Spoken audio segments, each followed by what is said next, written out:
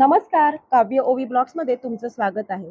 आज तुम्हाला काव्य ओवी ब्लॉग्समध्ये सांगणार आहे आमच्या आगरी पद्धतीमधील लग्न पद्धती त्यातली एक पद्धत म्हणजेच सोयऱ्यांना जेवण किंवा सोयऱ्यांचं मानपान।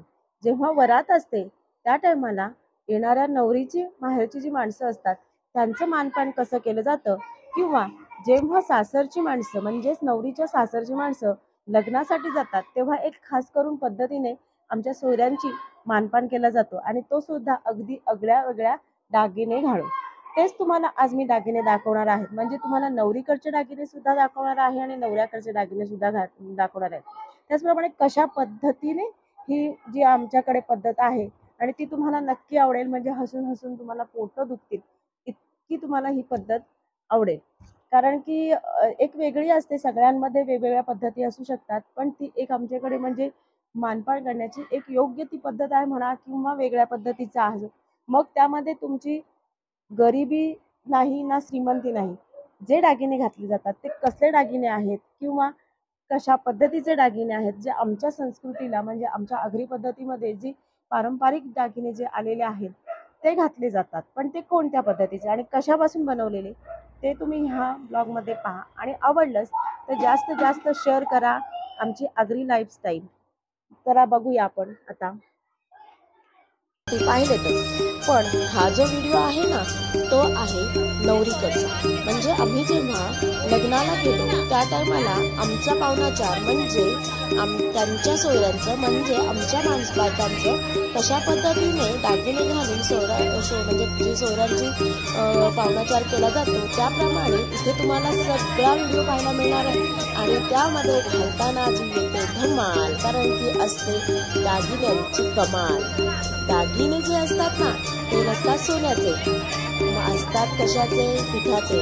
घालताना कधी मोडतात, पण घातल्यानंतर जो लुक येतो ना एखाद्या सोयरीचा तो पाहण्यासारखा असतो। आणि ह्या व्हिडिओमध्ये माझी चुलत सासूबाई बसलेली आहे सोयरी म्हणून, तर तिचे दागिने घालताना तुम्ही नक्की पहा कशा पद्धतीने दागिने घालतात, त्यानंतर काय करतात, जेवण कसं दिलं जातं, कसा पाहुणाचार केला जातो, सोयऱ्यांचं मानपान कसा केला जातो, सर्व व्हिडिओमध्ये तुम्हाला ह्या पाहायला मिळणार आहे। तर हा व्हिडिओ अजिबात स्किप करू नका, शेवटपर्यंत पहा।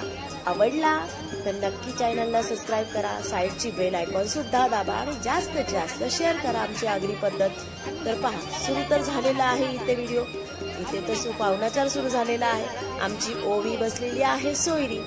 सोयरी म्हणजे तिने पहिलाच मान केलेला आहे पापडावरती। पुढे पहा कशा पद्धतीने आमच्या सासूबाईंना काय काय केतक घातलेला आहे, जे जे आता तुम्हाला सगळं ऐकायला आणि बघायला मिळणार आहे। नक्की पहा हा। आई बघू, आई इकडे बघू जरा, आई आई बघू ना, दाखवा हालता नको, चालू असतं ना।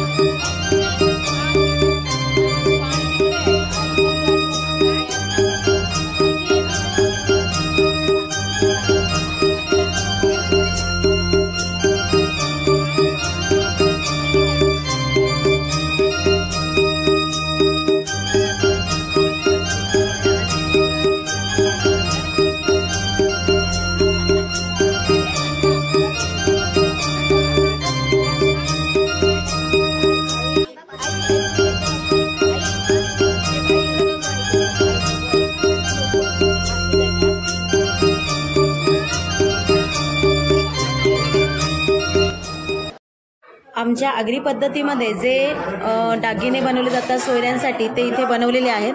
ही काय आहे? बोरमाळ. ही बोरमाळ. हे कानातले. हे कानातले. हे काय? केतक. केतक. हे 2 कानातले. या बांगड्या. या बांगड्या 2 आहेत.